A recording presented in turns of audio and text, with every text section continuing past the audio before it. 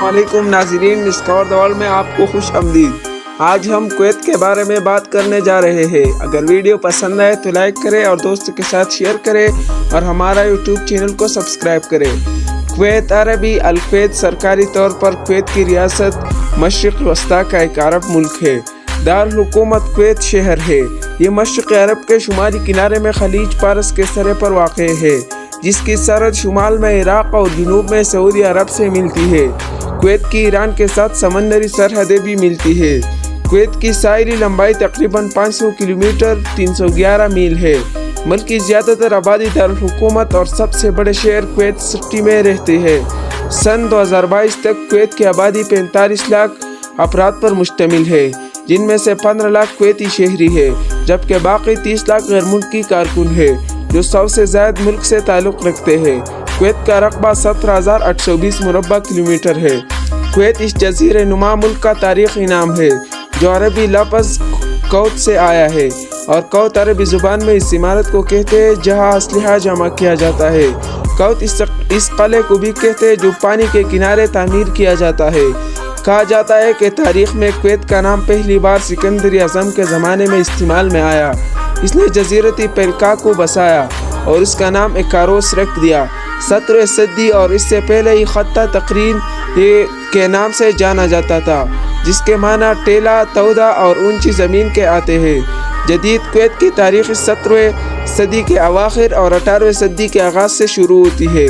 बनु खालिद का कबीला सरजमीन नजद से ताल्लुक़ रखता है। उन्होंने शहर की दाग बिल डाली और शहर के अतराफ कला की तामीर करवाई। कला की दीवारें पहली बार सन 1967 में पाया तकमील को पहुंची।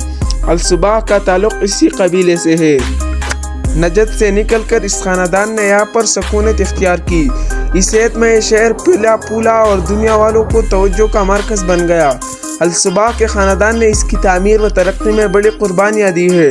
लोगों ने इनकी काविशों के खिराज तहसीन पेश करते हुए सन 1752 में सुबाह बनी जाबिर के हाथों पर बियत की और उनको अपना हकीम तस्लीम किया।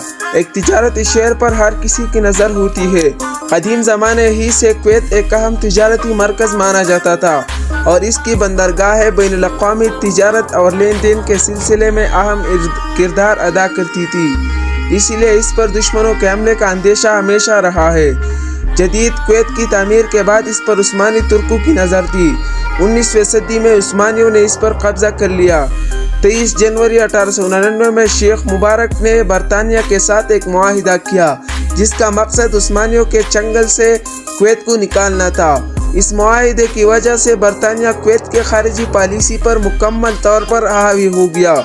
इसके बाद सन 1913 में एंग्लो उस्मान समझौते पर दस्तखत के बाद हुकूमत बरतानिया और उस्मानी हुकूमत ने अमीर कुवैत शेख मुबारक सुबाह को खौद मुख्तार कुवैत सिटी के हुक्मरान के तौर पर नामज़द किया।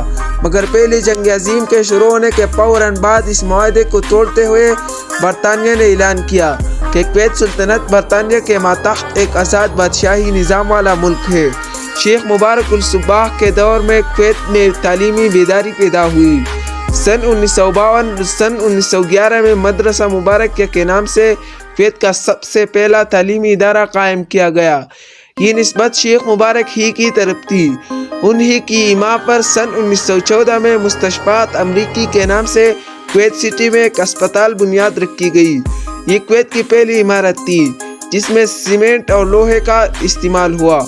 सन 1915 में शेख मुबारक रहलत फरमा गए तो उनके बड़े बेटे शेख जाबिरुल मुबारक सुबाह इनके जानशीन बन